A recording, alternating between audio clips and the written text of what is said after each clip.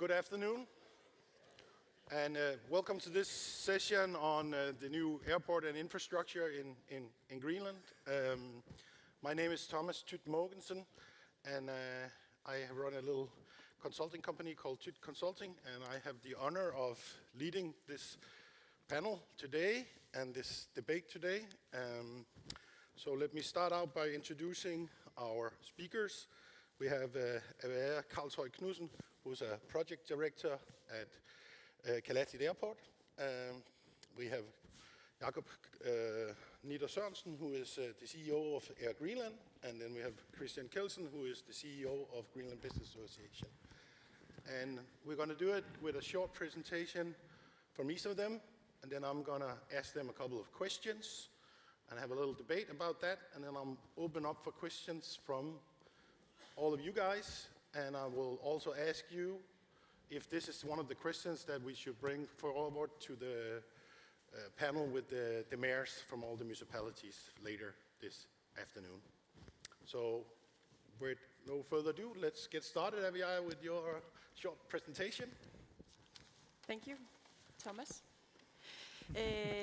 First of all, I want to thank GE for this opportunity and this great conference. So my name is Avia Knudsen, and I'm the project director of Kalaallit Airports. We are a publicly owned company founded in 2016 to build, own, and operate these new airports in Nuuk, Ilulissat, and Qaqortoq. And as you guys probably noticed when you flew here, or if you live here on a daily basis, we're quite far along with the construction work here in Nuuk and Ilulissat. And we're also very pleased that we can now start the construction work in Qaqortoq this summer. So according to our timetable and the plans, we are going to go operational with the new airports in Nuuk and Ilulissat by the end of 2024. And Qaqortoq is due in 2025 to go operational.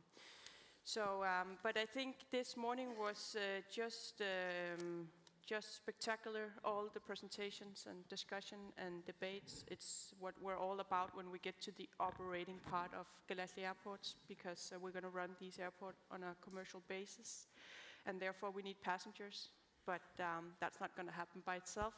The airport is mainly a tool. We have to come together here and make a common strategy here in Greenland if we want to make this happen. So I'm very much looking forward for this discussion this afternoon. I hope you have some good questions, and if you don't, I know that Thomas has. So, but it's very important because the success in Kalaallit Airports is of course going to be more passengers, but that's not going to happen by itself. We're just a small piece of the puzzle. So we have to work together here, and it's so good to see this morning that all the important players from the different sectors, tourism and aviation, and the government also, Naalakkersuisut is also present here today. Everybody's talking about the right thing. Now we just have to make it happen. Yeah, I think I'll leave it at that for now. Thank you, Avia. Jacob? Yes, thank you.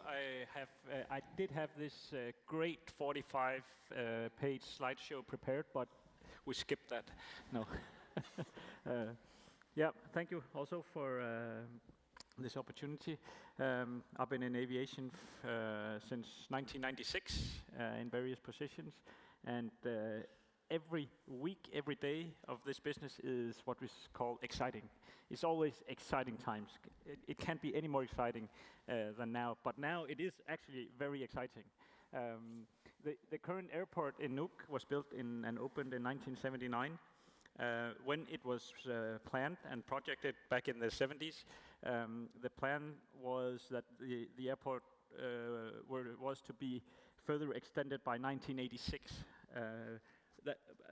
There were progressive people back then who planned these airports. Now it's 2024.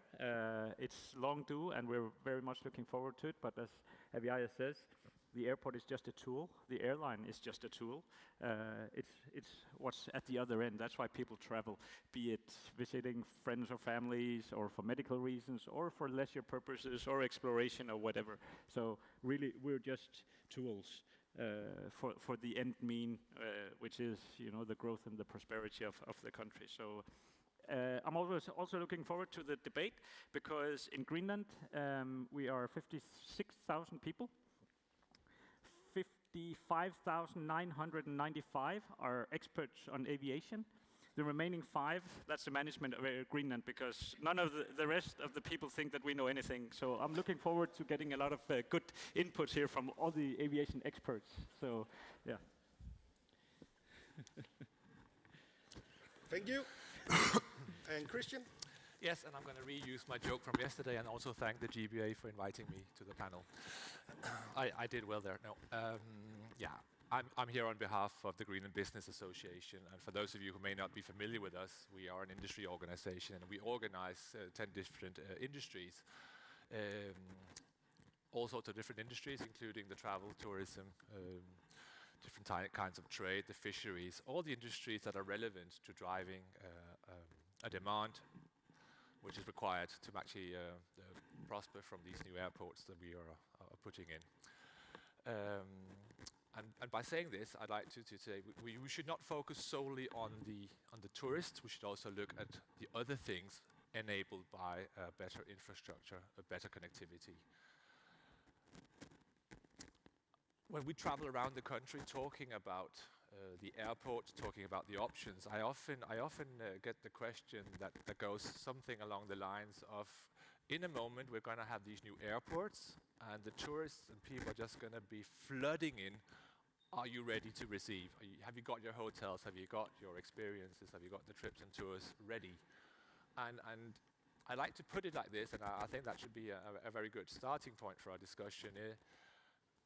New airports, yeah, great, but that's not going to change anything unless we can actually drive the demand. So we need to build the experiences, we need to build the businesses, the accommodation, all the things that would make people interested in Greenland. And if we do that, then these airports will come into play and the airlines will come into play, because then the passengers will start coming in. But just thinking that building an airport is going to do it and they'll just sit back and wait, and once they're here we'll start building a hotel once we see what they may require. So we have a very important task of actually driving the demand. What we're also seeing in Greenland is often this will fall upon the public system. Huge conferences made, and we'll have the government and the municipalities come out and say, we're going to provide this information, what are you going to do, what are you going to do, and what are you going to do? And what we often see is the industry will sit at these conferences and they'll look to the government and say, oh, all good, what we want from you, Mr. and Mrs. Government, Mr. and Mrs. Municipality, is this, this, and that. So from our perspective, we're trying to drive some interest in investing in tourism, in whatever business will drive demand that is not dependent upon the government. And together with the Bank of Greenland, we have secured quite a big sum of money, and we will be over the next 2 years traveling around Greenland trying to bring different businesses together. Because we have another problem in Greenland. Nobody is unemployed. And we need to move people into tourism. We may have to move people out of whatever they're doing today, either full-time or part-time. Just like the story we had from the Faroe Islands. We have to bring people out of sheep farming. Here we have to bring people out of other types of business. There could be carpenters who will perhaps have a bed and breakfast on the side, or do some dog sledding in their spare time, and then build tourism around that. And to give you an example, yesterday we went out with a lot of the speakers from the conference. We went out with the new water taxi. And I remember Ilulissat Water Taxi, which was the original company, was one boat, one small targa up in Ilulissat in the Disco Bay area. And yesterday we had 5 boats next to each other in the fjord, lovely weather, plus 6 degrees, champagne, 5 boats together, and the whales swimming around. Exaggerating a bit, but they were there. And I get up on deck and I do this speech and I say, what happened here? What happened was somebody started one boat on the side of whatever job they were doing, and they challenged the way we were doing business when it came to tourism. They changed the concept of how to sell and distribute the product of bringing tourists into the fjord, and now they have 5 boats, from 1 boat to 5 boats in a matter of years. It's a good story. Bottom line being, the people that did this were not brought up in tourism. It was a school teacher and later on a person from retail. And we need to look at how can we bring people into tourism and other activities that will drive demand. Thank you. So, how do you look at this, Jacob, from a perspective that all these things he's talking about? You are a public-owned company, the same with Aviara.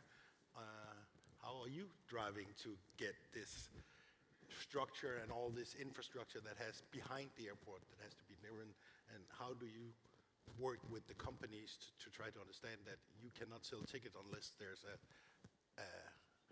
service behind it and a demand for it behind it? Yeah, I think until now we've been seeing sort of normal organic growth, and like Christian says, one boat becomes 5 boats, and now we see a new hotel in Ilulissat, which is great. Then you see some Airbnb, then there's a hostel popping up.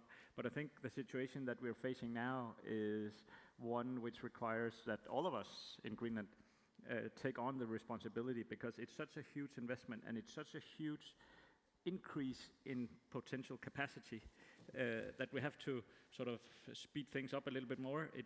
We need to scale it to build on what the entrepreneur presentation said. We need to scale it now, and in order to do that, we have to work much closer together, like Christian was saying, both to make sure that the infrastructure is actually following, but also to control which segments we appeal to, so that we work together. We work closely with Kalaallit Airports and Visit Greenland, and we're very much in agreement on which type of tourists do we want to target. But if we all go and target different segments, and it's going to be a mess, to be honest. So that's one thing. This big investment it has huge potential for the whole country if we get it right, but it will be a burden for our children if we get it wrong. And that's why we're in this boat together, basically. And I think that's what we're working with now. We can do some things in Air Greenland, but we can't do everything, and we shall not do everything, because then these two liberal guys will come and chase us, you know. But but I think that we have a responsibility to be kind of fødselshjælper in English, but sort of help build things up, and then we can maybe sell it off when it's running. But I think we have an obligation to do that, actually, in Air Greenland, because we have the size. If we're not doing it, it's going to be investors from other countries. That's fine too, but I think the mix is probably the right way to do it. But what we're seeing right now is, just to be very specific on the issues or the challenges, Ilulissat, I said it earlier, you cannot get a hotel room for 2022. So, and this is without the new airport. I think, Aviara, you can say a little bit about your calculations on how much capacity one aircraft twice a week requires? Yeah, so I can just add to Jacob's speech. So, of course, in Kalaallit Airports, we're going to go operational with these 2 new airports, Nuuk and Ilulissat, in just 2 years.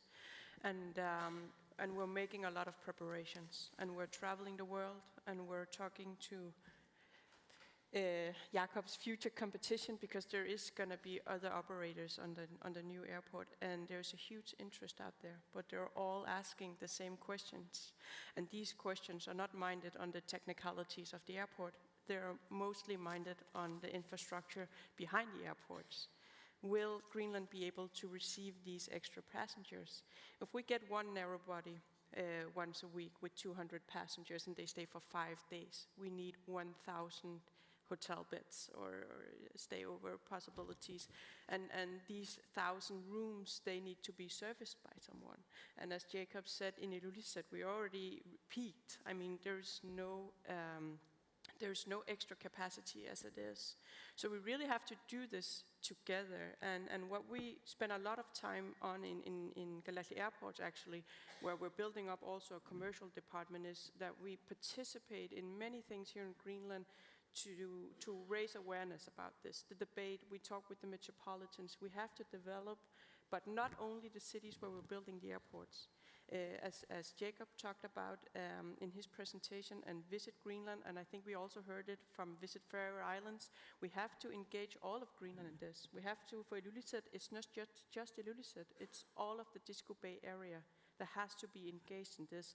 So these new airports are for all of Greenland, and the business opportunities that comes along with it, we have to develop them together, because otherwise we're never going to get the number of passengers to Greenland that I think that we wish on.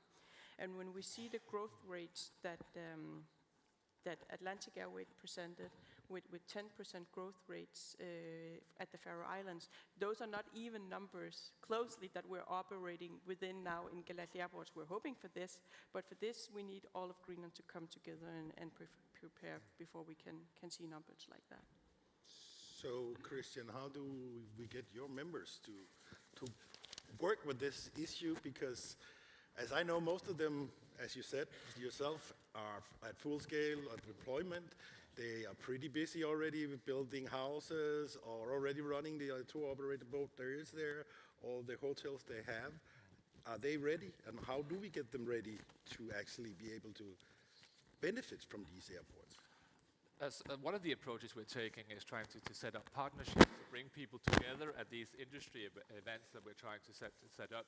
Bring people from different businesses together, and hopefully new constellations will arise from this. Obviously everybody knows everybody, but we've still had, in my previous job, we had the experience of bringing companies together that, even though they knew they existed, just bring them together in the same room, working on a concept of tourism. Ideas arose from that. And I think that's the philosophy of the approach we're going to take. Sort of see what can come out of something completely different by bringing people together. It's all a matter of inspiration, but also the fact that none of us can lift anything alone. We need to be stronger, and we can be stronger together through the partnerships. Take the hotel in Ilulissat we're talking about, where it's funded by people from the fishing industry. It's built by people that, I don't know what to call the business, but it's a business of a bit of everything. But they weren't in tourism, and now they run a hotel.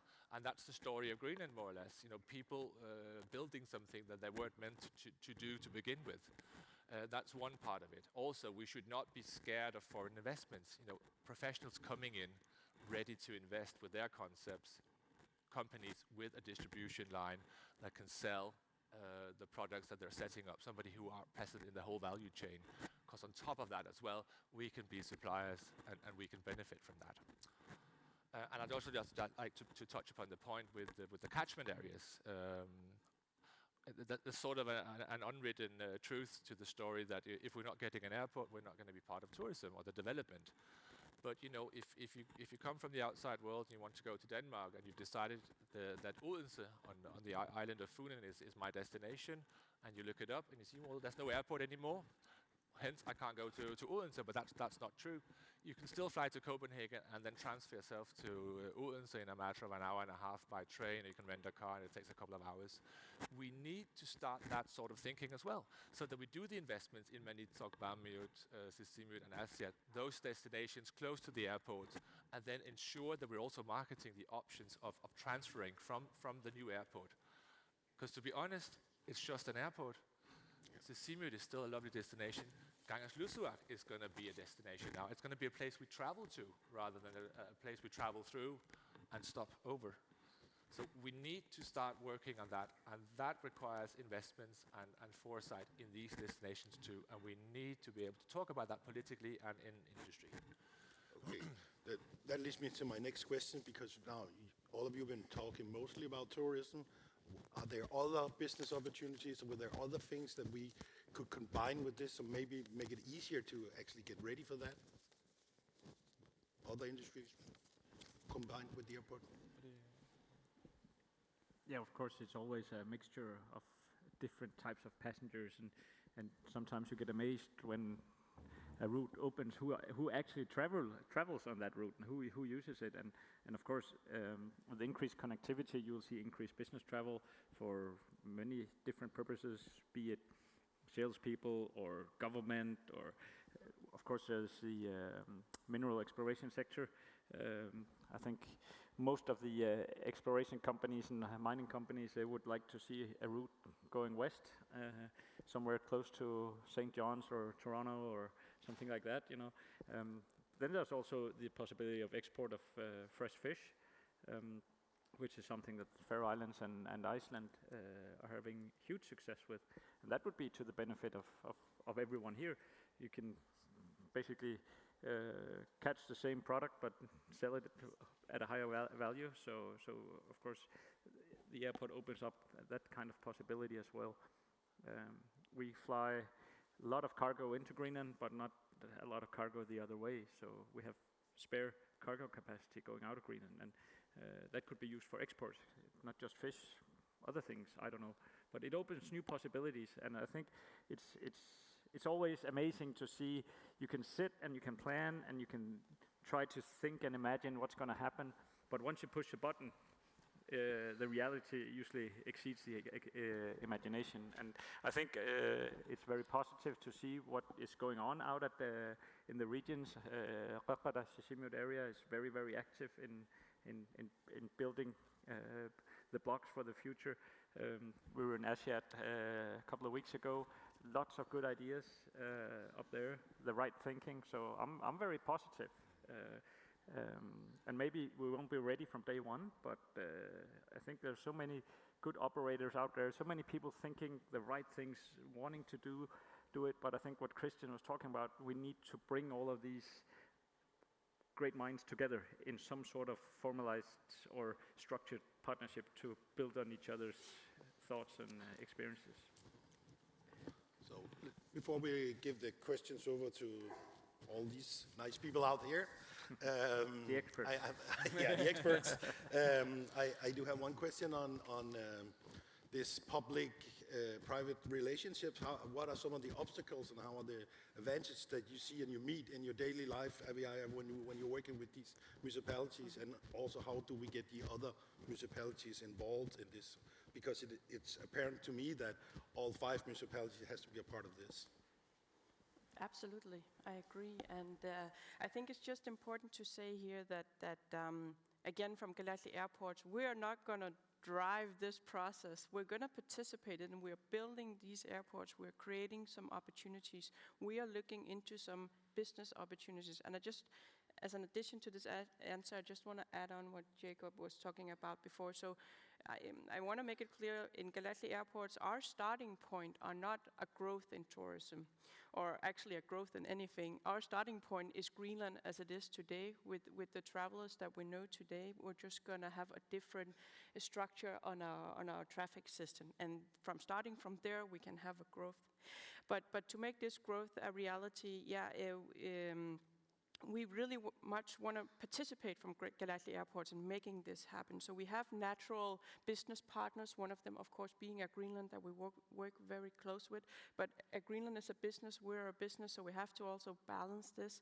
We also work very much with both, partly Naalakkersuisut, of course, but the metropolitans. And they have, all the metropolitans have their development plans for their cities, and the ones that the airports are being built in have I think, extraordinary planning for the next years ahead around the airport. So that's quite fantastic, because we need this infrastructure to become a success. But I think it's important for all of us to know that we can all participate in our part, but we have to do this together. Kalaallit Airport is not going to step up and drive this process in any way. We're building these airports, we're creating the frame, so to speak, but it's not for us to make this process a reality, so to say. Yeah. What's your opinion on it, Christian? Because you definitely have your companies they must have some obstacles when they work with the municipalities, but also some advantages. So what's your point on it? I think it's important to remember that just building infrastructure doesn't necessarily start any kind of development. You need to build infrastructure to support a development that's in an upgoing curve. So with the decisions now made to build the airports, that's the right decision by the government. It will be very, very silly. It's like building a house and then not spending the last $10,000 on building the front door or putting a roof on it. So there are definitely some things that need to be put in place, and also some things that we find very, very unsexy to support these things. the sewer system, for instance, in a small town. You know, if this town is going to have more tourists or more people visiting or more frequent visits, you know, it's going to be a problem for the roads, the sewers, the housing, all sorts of little things. So we need to be ready to do the public investments necessary to support the businesses that are going to make money and prosper on top of the investment. So you're basically saying tourists don't want to do it on a bucket. I didn't say that, no.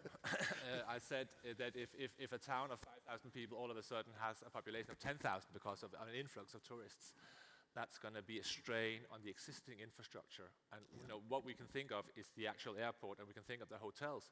We need to think of the housing for the staff, public transportation for staff, for tourists. We need to think of paths sideways, roads, size of roads, sewers, all sorts of little unsexy things that go with this. But these are a condition in order for the companies to actually make money of the investment, because we can have the world's best airport, but if we can't get people from the airport to the town because there's no road or there's no public bus system or no transfer system or whatever it could be. So we need to be very holistic about this. But that doesn't put the responsibility on the public system. They just need to keep investing to enable the rest of us to make money. You have a comment, Jacob? Yeah, and then again, I do think, and this is maybe going towards our politicians, that we do see some bottlenecks or some constraints. A good example is in Ilulissat, where expanding the city, making room for new hotels is limited by the water reservoir. And everyone wants to change this, but no one really knows whose responsibility is it. So we're all talking about it. Everyone wants to do something about it, but it just keeps going around in circles. We talked about this 3 years ago, 4 years ago, and we're still talking about it. So, and that's where Iceland, they were clever, because they basically made a cross-departmental board across the government that could deal with all these issues: health, environment, infrastructure, business, finance. So we need to be a little bit quicker on our feet to make these things happen when we're talking working with the authorities on these things. Because everyone can agree, yeah, that's a good idea, and it is a prerequisite for the next step. So why we're not doing it? So sometimes we become our own worst enemy, really. Okay. I make an example, because one of the examples we like to use is there's a project for a hotel here in town. They're going to put in about 200 beds, and the hotel is going to require 60 employees. 60 people that we currently probably don't have, so we need to bring 60 people in to work at the hotel. That's a fair chance that a large percentage of these people will have families of 1, 2, 3 members. So maybe 150 people are moving to town. A third of those would most likely be children. So that's another 50 kids that need to go into our schools. Out of this population here, some of these people will need to go to the hospitals. You know, they will need social services. They will also need to, I'm waving at the hospital up there.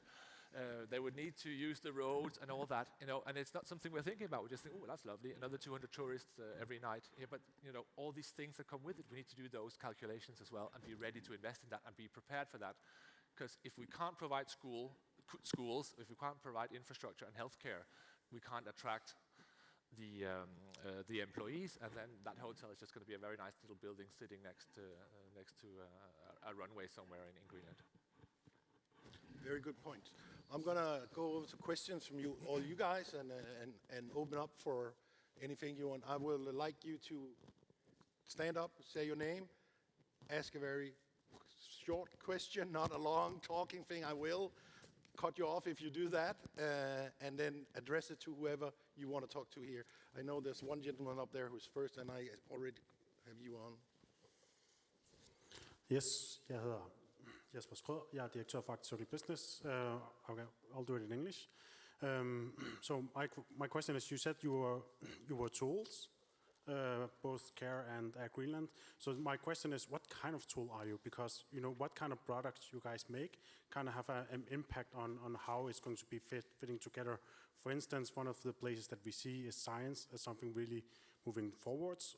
Arctic Circle Trail is one of the most famous attractions to do in Greenland, but we don't have an offer for Arctic Circle Trailers specifically, and we don't have offers for science, all that specifically. So my question is more to Jakob. How can we create products that actually fits to a market that we don't really make products for today?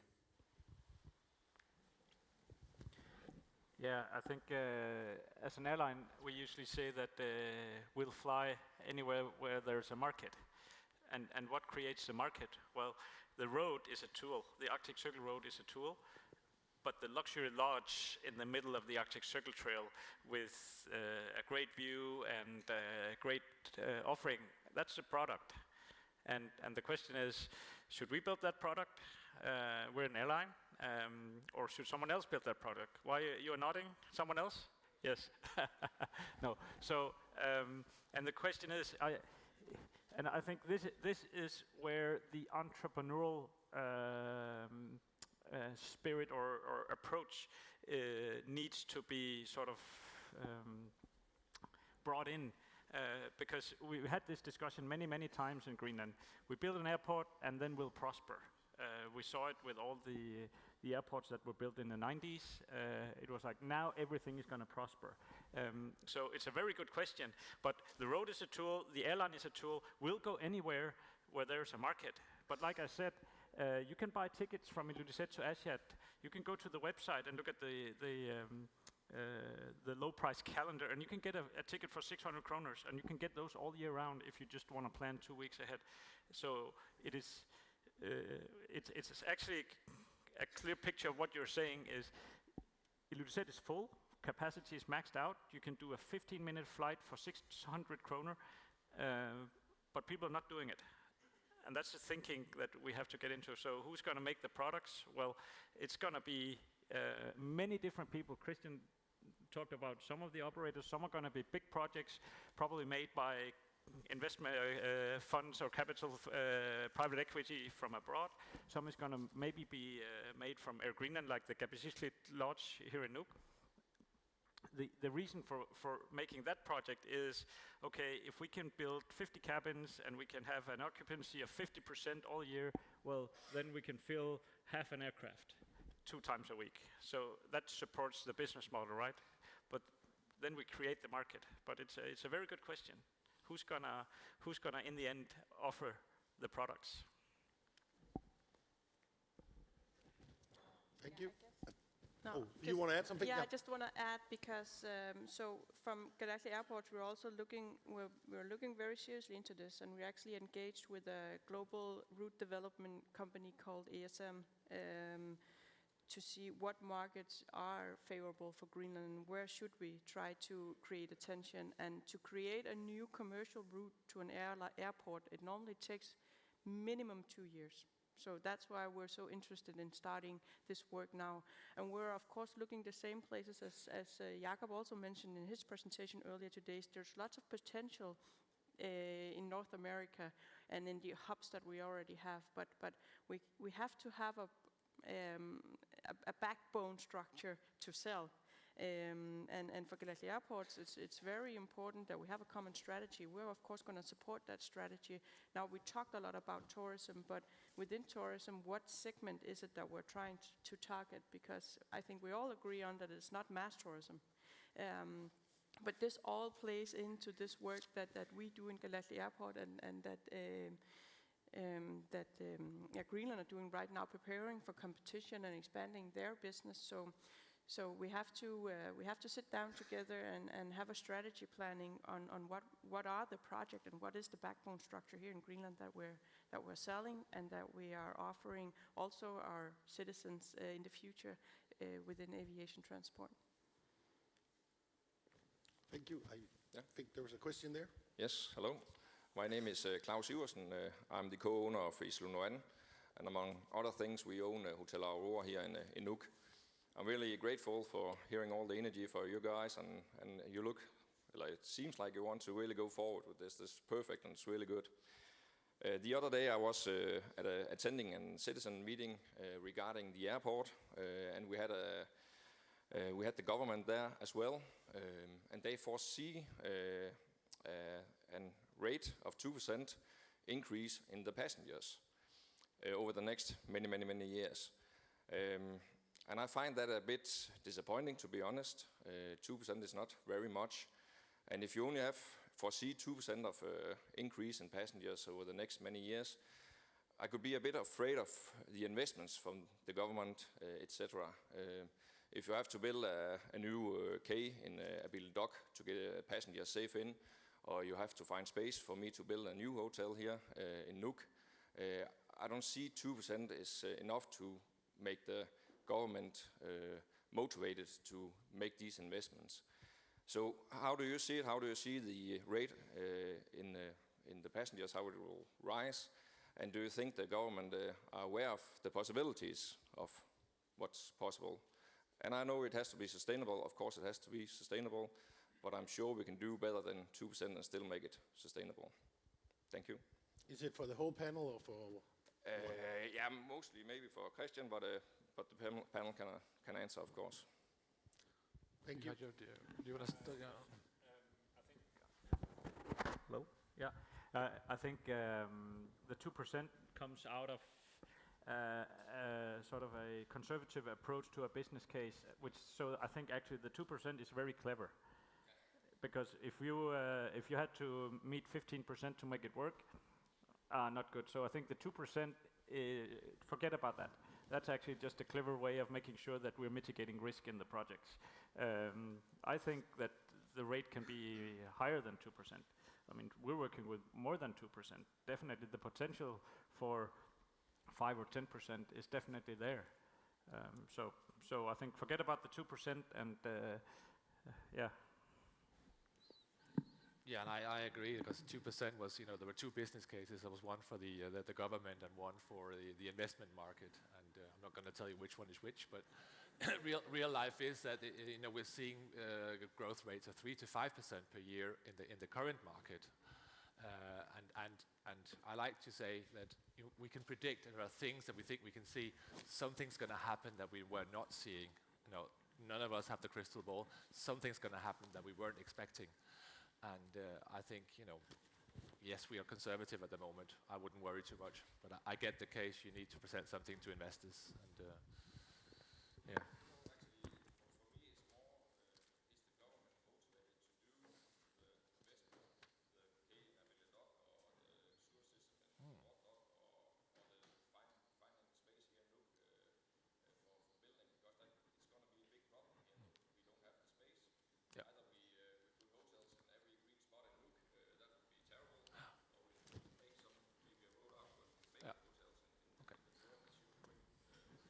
Yeah, for those of you that can't hear the question, Klaus is asking, is the government ready to do the relevant investments in order to build and grow?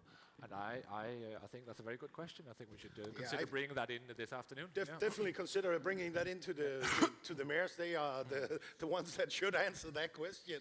So I think if there's anybody who doesn't agree, I think that will be one of the questions we will bring to the mayors. But we'd also like to see the municipalities come up with a plan, and say this area is for tourism. This is the kind of tourism we want, and why should we wait so many years to get a lot in the fjord to build a cabin or a cabin town? If it was in the plans from the beginning, it's just a matter of who bids for the lot, and then we can get going. If I can just add to that, Christian, I think. So the numbers you're mentioning, I agree. I think that's part of a quite conservative business plan made to finance the airports, and I also think that's a smart move. But if we look to the Faroe Islands and the expansion of Vagar Airport some years ago, and them getting one more airline operator in, and if you look at the growth rates there, I think the airport itself, they had a growth rate of 10% per year in their increase in passengers, and of course we're hoping to see numbers here in Greenland as well in that rate. But what we are here to talk about today, and what is so important, is that we have to come together here and make everything happen, because as you very well pointed out, here in our capital, the city is quite stressed right now with construction, and we need more if these things are going to happen. Therefore, I also think it's very interesting what they did in the Faroe Islands to make this a success,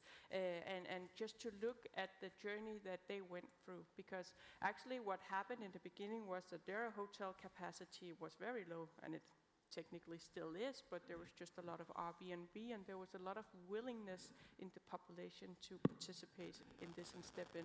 As we also heard here today, we need here in Greenland this common goal if we really want if we look at the tourism segment from Kalaallit airports, we just also really want a lot of more leisure travel, cheaper tickets, more business travel and so forth. But in the end, it means more people staying at your hotel, and it means more capacity in all our cities here in Greenland. Thank you. I think we'll go to the next question, unless you, the gentleman up there. Martin Larsen from EP Consult Energies. My question is related to making a showcase for renewables and sustainability. There's a lot of passion, and you guys have a lot of vision and a huge challenge ahead of you.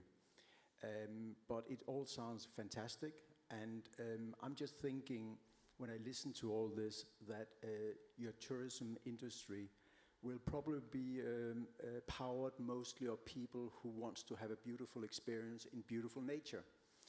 And that is a big tick. They will get that.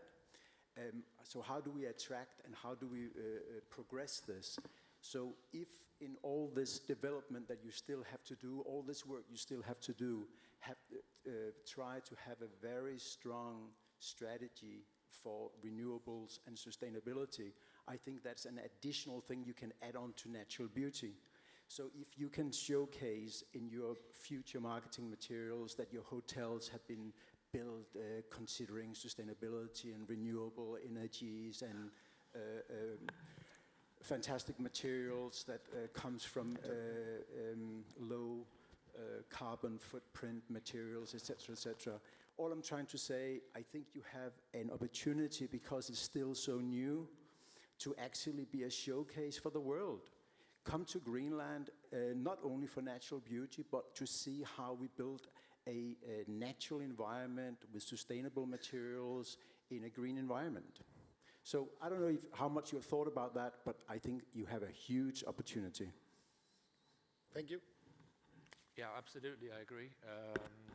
We like to put it like this, come for the nature, stay for the culture. It makes sense because Greenland is definitely an attractive place in terms of nature. But we're also seeing in tourism at the moment, we're seeing more and more demand for these carefree holidays where you're not leaving behind any sort of footprint. That's one thing we're seeing. Another thing we're seeing is investments. I foresee that in 5 years' time, you cannot get an investment anywhere in the world if you can't, with your project, prove that you're actually helping lowering the CO2 emissions. You have to support the aims and the goals of the Paris Agreement in your investment. So it's going to be harder and harder to finance anything that doesn't support sustainability and renewable energy. And that's one thing. Another piece of work that we're doing is trying to get our governments to understand that we can't think in different blocks. We can't just say we want sustainable tourism and not think about what's happening in the fisheries. Because if our fisheries isn't sustainable and we're serving fish from that industry to the tourists, that's going to mess up the whole thing for the tourists. Also, if they take a walk in the hinterland behind us and there's trash lying all around, and you're walking up to your knees in garbage, that doesn't work either. So we need to address these things across the different sectors. And I think we as Greenland have something still to both discover and to plan for when it comes to this. Thank you. I think it's the young gentleman from Katuamiit.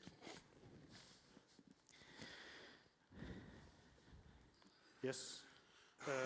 So I don't think I got through clear enough. So I'll put my question a bit differently. You said earlier in your presentation, Jacob, that you expected 4% fewer customers traveling within Greenland. And we have seen estimates for around 3 flights to Katuamiit a week, to 5 or something. It's definitely something that will go lower than there is today, and the same for Kalaallit.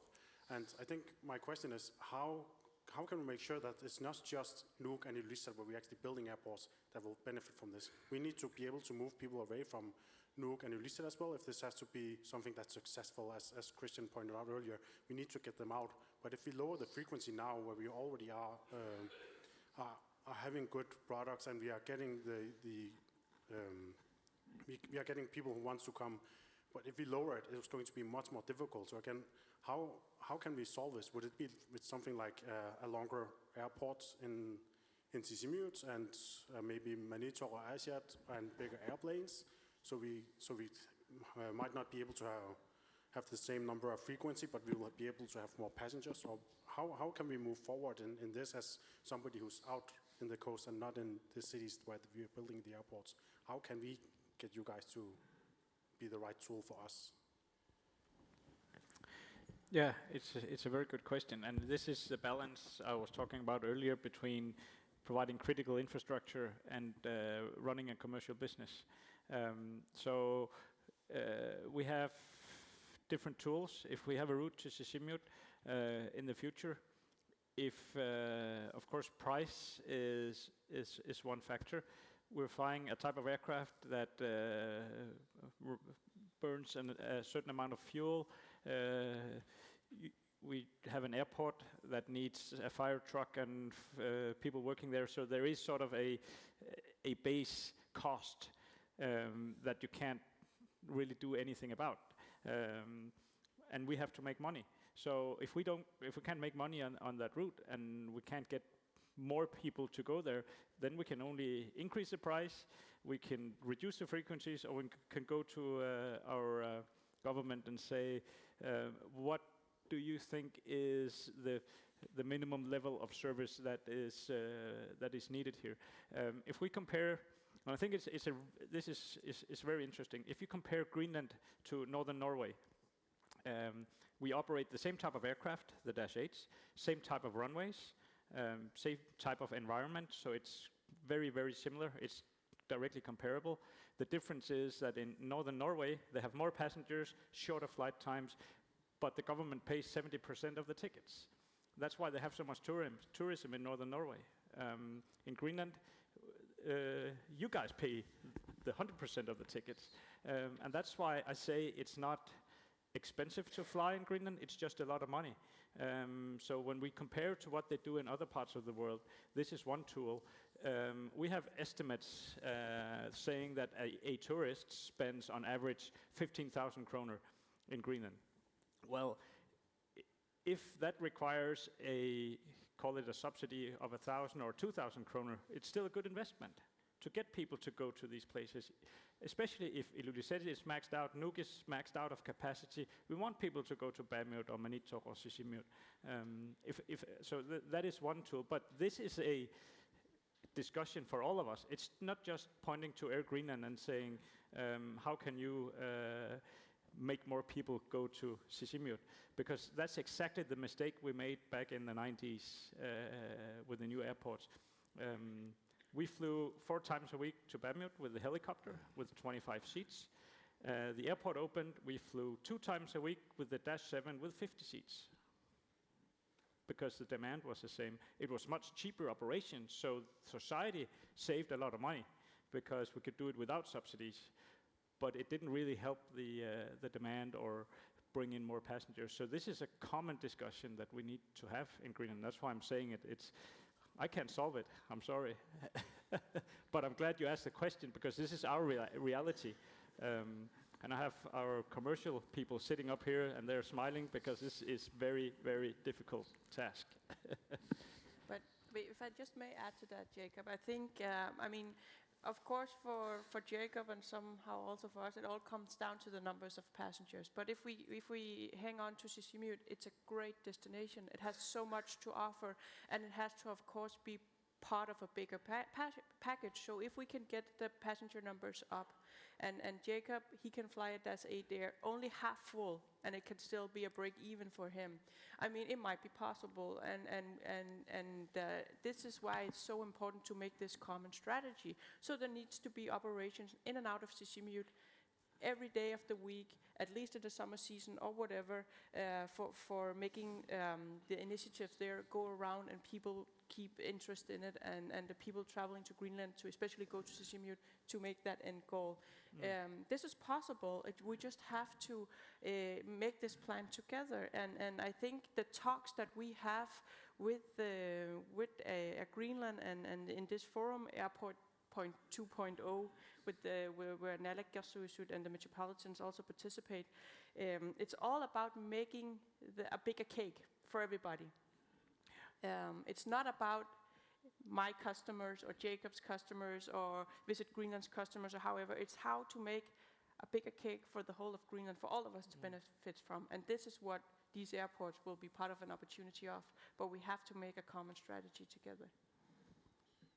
Yeah, I would just like to reply to that, and because lower frequency, more expensive tickets doesn't sound something that's going to be easy to create development for our region. So how can we as a region help you understand what demand there is from outside? Because if we just get out and say, well, there's lower frequency because this is what we can see now, but it's a new airport structure. We need to look at what is the possibilities out there and what is the interest out there. And we are in contact with other people, and we do get questions about the future and how to get to Greenland in the future.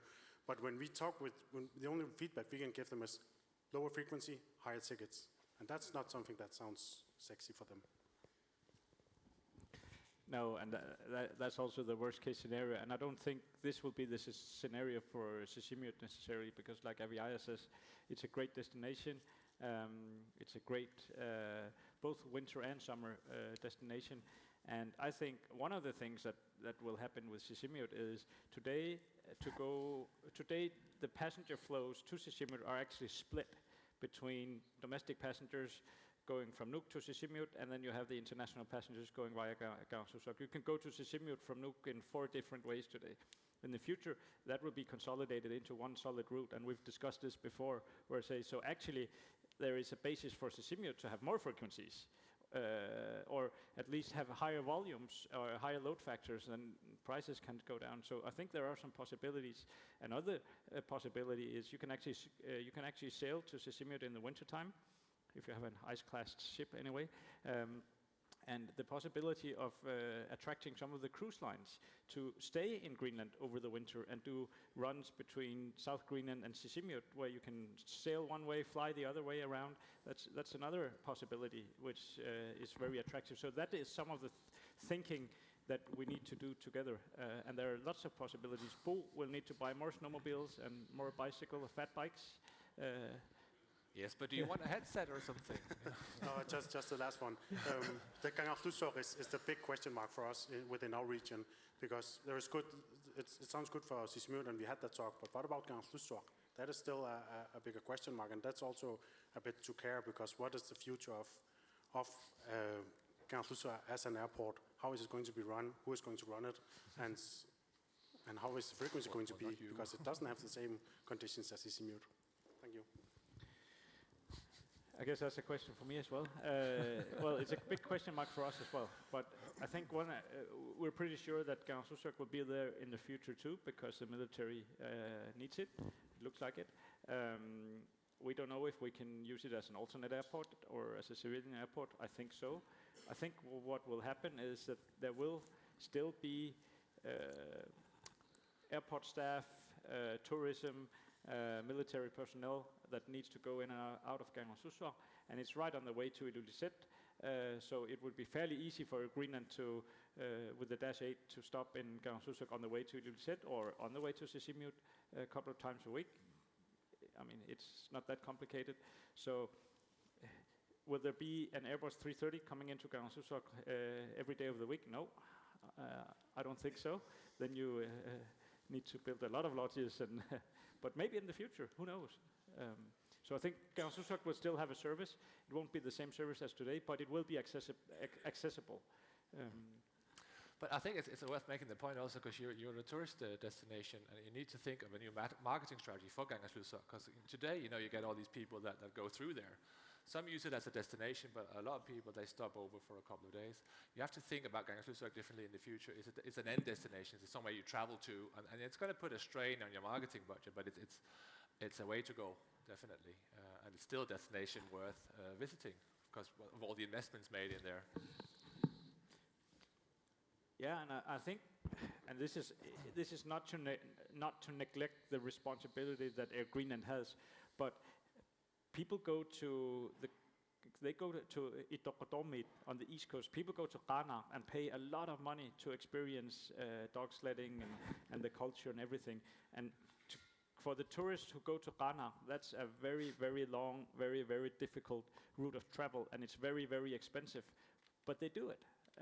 There are actually, this year we've never seen so many tourists actually going to KNR, which is exactly what you're saying. It's marketing the destination the right way, then people will pay, and then it's not so much are we doing 3 or 5 times a week, or is it 1,000 kroner or 800? Greenland will never be a high volume, low yield market, never ever.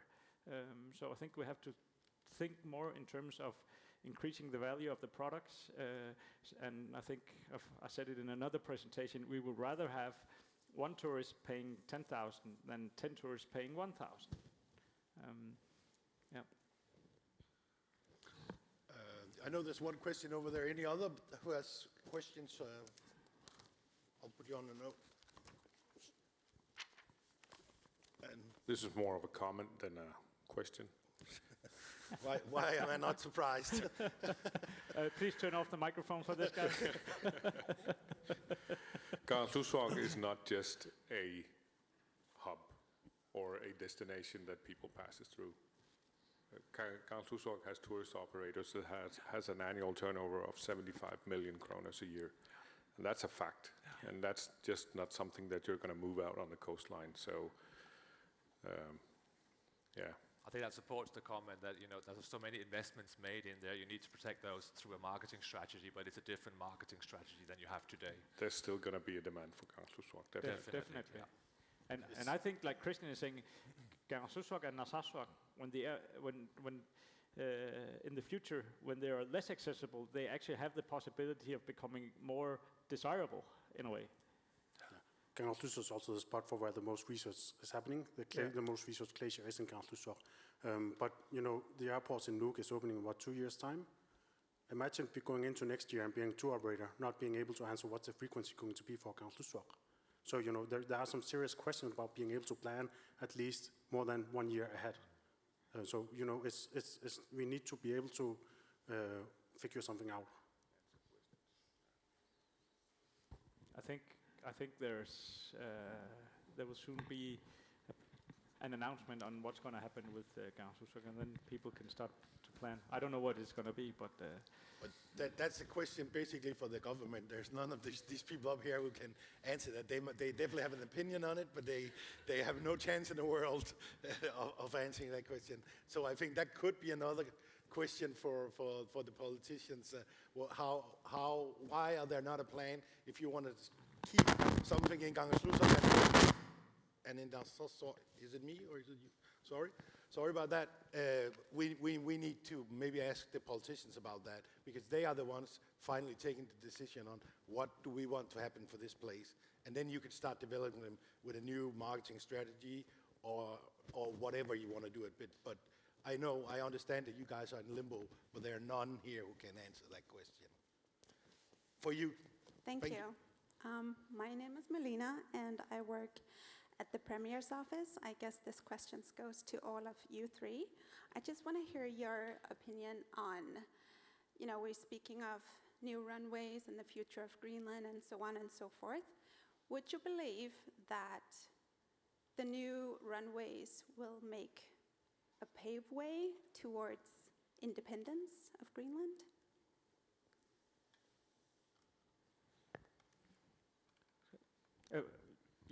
It's definitely one of the building blocks, for sure, to a more self-sustaining economy, as we talked about yesterday.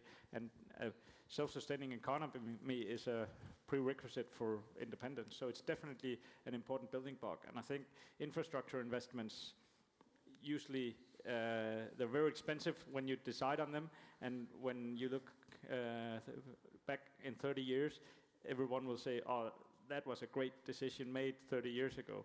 I remember when the hydroelectric plant here in Nuuk was being built in the late 80s. I think it opened in 1990.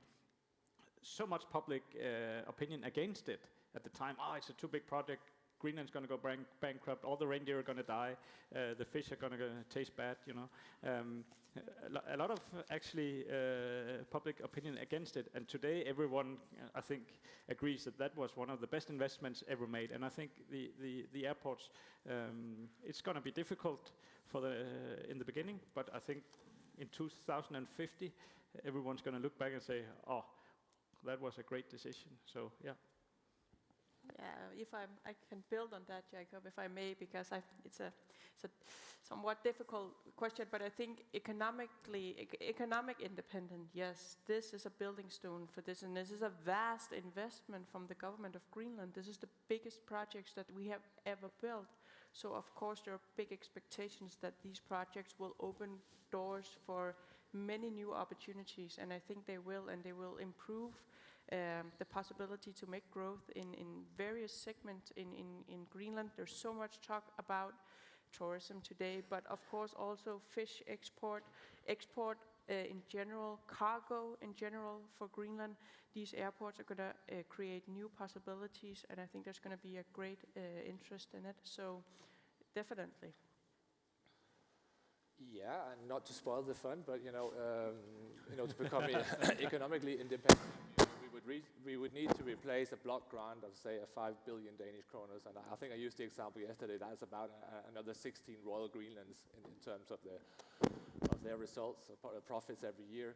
So if we use the airport right to build more, make more money, it's definitely a stepping stone. But it could also go the other way, because I was actually at Bamiyot Airport when we opened it, December 1st, 2007, and everybody was so disappointed when they saw the schedule. And what happened down there, because we didn't manage to use the airport in the right way.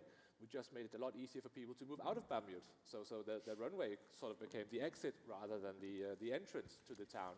So it's not a yes or no, it depends. If we do all the right things and use this very nice gift that we've been given now of an investment in an infrastructure, in an economy that's on an up, yes, then that could support any kind of plans that Greenland may have for the future. Thank you. I think we have one more question. Yes. And I'm still open for questions, so please put your hand up if you have any. This small remark. The gentleman talked about renewables in the investments. And this conference has been much about sustainability and about partnerships.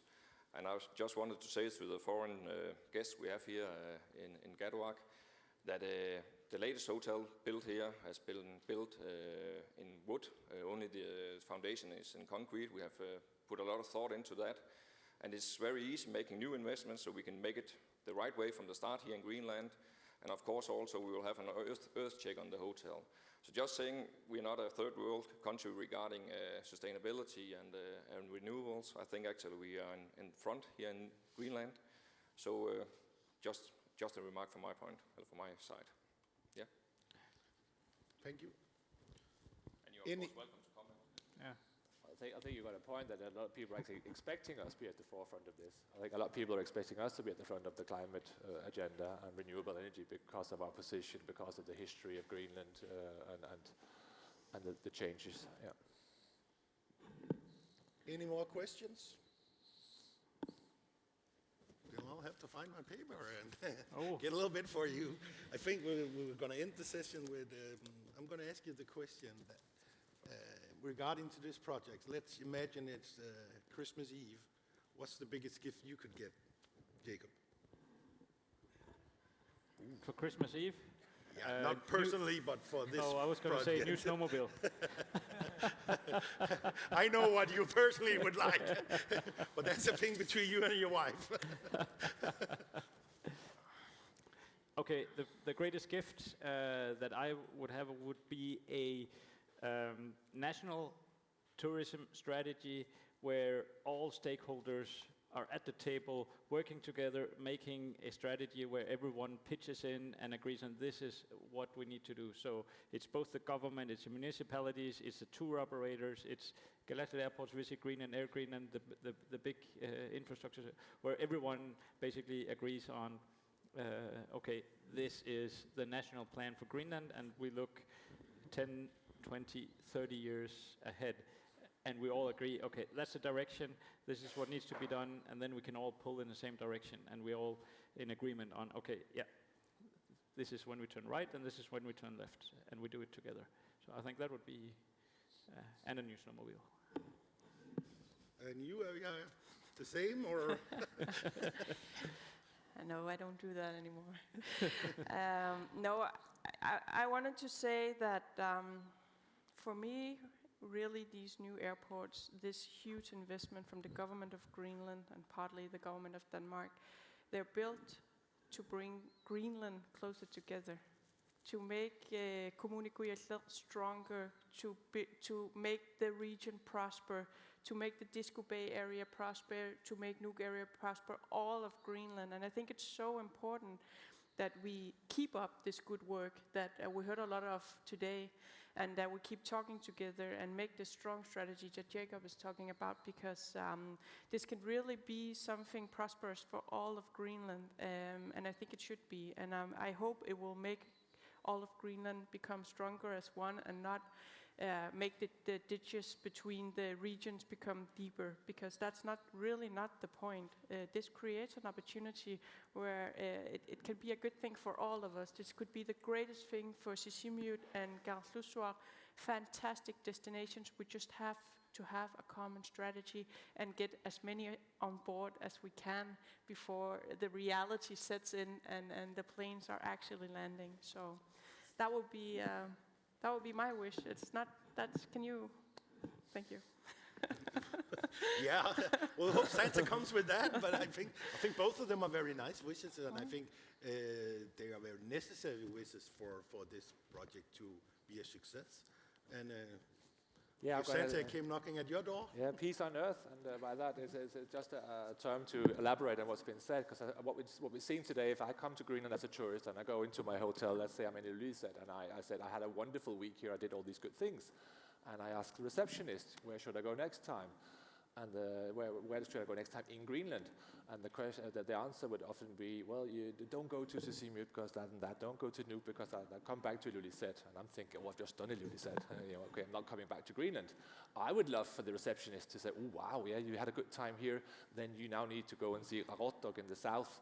And when I go to Radioa the next year, I ask at the reception, and they say, oh, you should go see the Silak, and so on and so on. And all of a sudden, I've done 4 or 5 trips in my lifetime to Greenland. So translate that into what do I want? I want us to be good at marketing, first of all, Greenland. Secondary, the regions. Then the towns. Then the streets. Then the hotel. Then the things. So that we become not competitors, but work together in selling the whole destination. Because I think that's one of the means to getting to the thought that Sisimiut and Bamut and all the other towns should benefit from these airport investments. But currently, we're seeing something different. So, peace on earth. So, to sum up all of these, oh, sorry. Go ahead.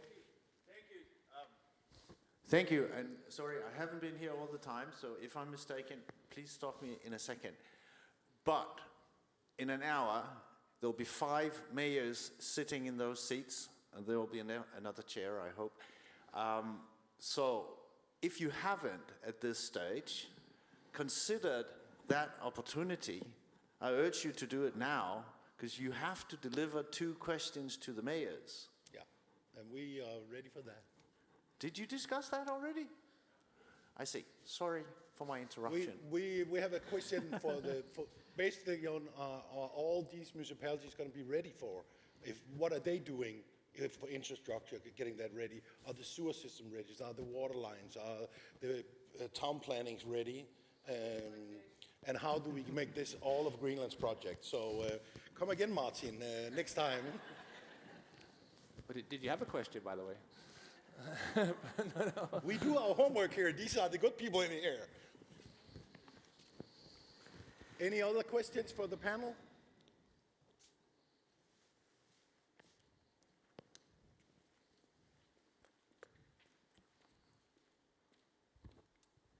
Today there's another airline that flies into Greenland, Icelandair. What will happen if they start flying into Kangerlussuaq? Will you start bothering them and mistreat them or what? Icelandair actually did start flights to Kangerlussuaq a couple of years ago, but they suspended the flights again. And we have a good relationship with Icelandair. We help each other out when we break down in Iceland. Their mechanics fix our aircraft. When they break down here, we fix their aircraft. And of course, we're competitors, but we're also in a part of the world where we help each other out. And they did actually do start flights to Kangerlussuaq. So, and that's just the marketplace. That's just how it is. I know. Okay, thank you. Any last questions? Hi, Ed West, Vectrus. I have a question real quick, because I had heard earlier there was like a 2% growth assessment. I don't know what that was, but everyone seemed to dismiss it and say, it's more than this. But, you know, my understanding would be you'd have some type of universal growth assessment or something for the next 5, 10, 15, 20 years for Greenland. And then, and only then, really, industry would come and do a business case and say, well, this makes sense, and here in Ilulissat or Kangerlussuaq or wherever we're going to look at. But it kind of sounded like during this session it was, well, you know, and with Christian with the GBA, well, industry can also get involved and we can solve problems and we can do things. But that seems to be maybe reverse of what I think would happen. So I guess the question is, and I'm still learning, right? So is there some type of assessment that's good to use for everyone and for people to come in and understand what does Greenland think Greenland is going to look like in 5, 10, 15, 20 years?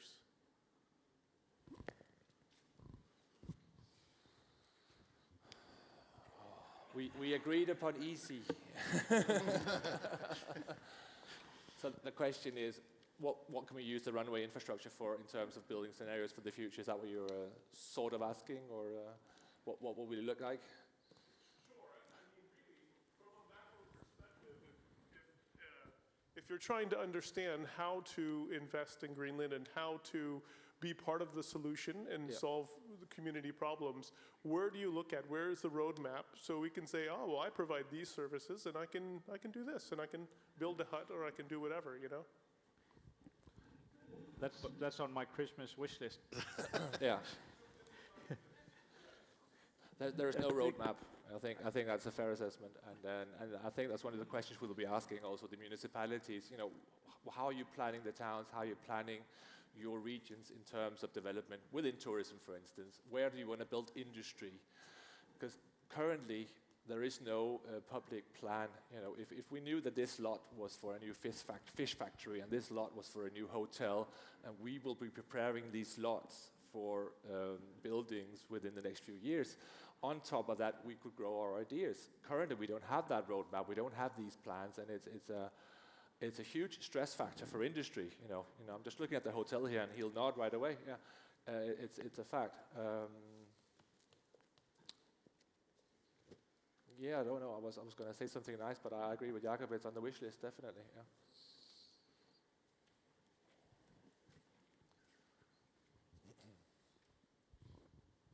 Hej, jeg hedder Lars Søder. I forhold til den her ønskeliste her, så tænker jeg bare, det er fint at have det på ønskeliste, men hvad vil GE gøre for, at der bliver samlet det her råd blandt de ledende magter i Grønland for at forberede os? Så det er fint at have det på ønskelisten, men ikke nødvendigvis GE, men det kan også være et spørgsmål til borgmesteren, eller de forskellige borgmestre. Hvad gør vi for at samle det her? Det kan være et ønske, men hvad gør vi? Yeah, it's a good question. What can we do to get people together around the table? I think that where I started today is I think often if we get the politicians together with industry, we'll have people pointing at the politicians, sort of, sitting back. We need you to do this, this, and that. I think we need to do the sort of the two lists. What can we do as an industry, and what can we demand of our public system? Make it very tangible and say these are the requirements for us to prosper. But we're not going to sit back and wait for the municipalities, for instance, to come up with their plan. These are the things that we're going to work on. And I would say that's sort of also the outcome of this, this conference here. Moving forward, being more specific in terms of the airports, we're going to do some industry sessions all along the coast where we're going to get industries together, not necessarily involved in tourism, and talk from an industry perspective. We're not going to have the government or the municipalities there per se, and just talk about what we need to do and what we can do. I think dialogue, but it's such a free word to use in this context. But we need to start somewhere, and we need to do something that we haven't done before, because none of us are probably big enough to lift this assignment ourselves, and we need to approach it in a new way. And I definitely like the idea of bringing industries together and see what kind of partnerships that will come out of that, because we've got a little experience with it, but we've got good experience with it. Yeah, if I might add to that, Christian. So I think, the truth is that there is no master plan right now, and that's what it's all about. But there's a lot of different things going on. But this task is bigger than anyone sitting here. We have to come together, and an example of this could be power planning in Greenland. So it's a publicly run utility, and if we want these. Maybe to begin with the cities where we're building the airport, but potentially more cities to expand and to prosper in this, this plan has to be part of this. And this is not something the metropolitans can address on their own. This is a national company that is run by the government of Greenland, so they have to step into this planning. So I think there are a lot of great initiatives, and I think we also heard that from the morning's presentations. And that's a good thing. We just have to pull together now and really make all of this good talk also today become reality, for there to be a plan and a strategy when we start to fly big planes into our major cities here in a not far away distant future. Yeah. You had a comment, Christian? Yeah, I did, because Martin left again, so now we can talk about our second question. And it would be a good question to ask, actually. What would the municipalities, what would they require from industry? What would they be expecting from us? What would they be expecting to do, and what are they expecting us to do? And our demand, obviously, is for the right framework. But I think flipping it around and asking them, ask not what we can do for you, but what you can do for us, and vice versa.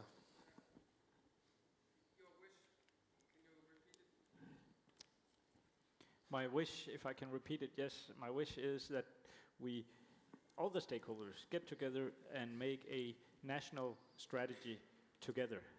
And we won't agree on everything, but we will have something that will be the guiding compass for the future for all of us, because we're also a small country, or big country, small population, and there'll be some things that we can do and some things that we can't do. And if we all agree on which things to do and which things not to do, then it makes things easier, and it will also make it easier for the investors, like you were saying, from Vectors, and understanding, okay, so this is actually what's going to happen, and then you can see yourself in that puzzle.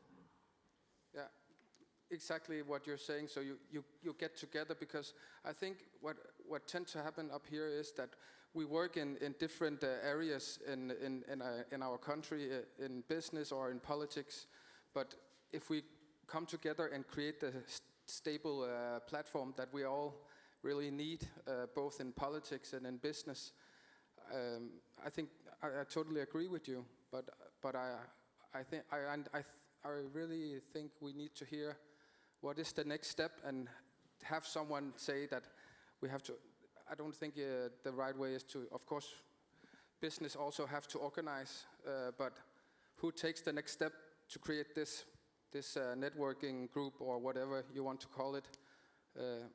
That's something I think would be a great question.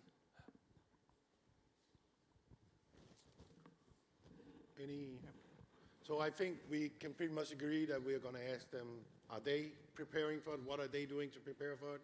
and what are their wish lists for us as business to do. So then we have our 2 questions. Are there any more questions for the panel? Because then I will close down and let you go out and have a cup of coffee. I'd rather, in the last question, rather than a wish list, which is too open for me, I'd rather say, what are your expectations, Yes, to see how do we divide responsibilities, because I'd like to ask that question. Yeah. Yeah. But that's just me, and it's not Christmas. So I'll say thank you to the panel. Thank you for your insight and a very good discussion. Thank you to all of you guys, and let's give everybody a hand.